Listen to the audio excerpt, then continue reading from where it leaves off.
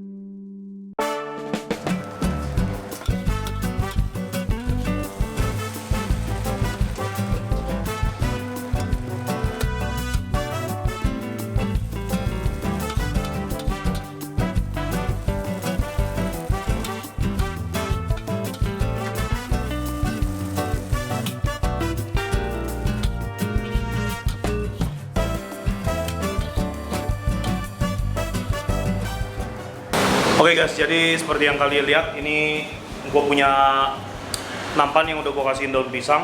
Terus di sini ada telur dadar, sama di sini ada telur puyuh merah. Nah, telur puyuh merah ini adalah tradisi Chinese ya kalau ulang tahun. Kebetulan yang mesen ini adalah Chinese. Terus yang terakhir di sini gue ada garnisnya. Nah, ini kita akan pakai dan gue akan setup.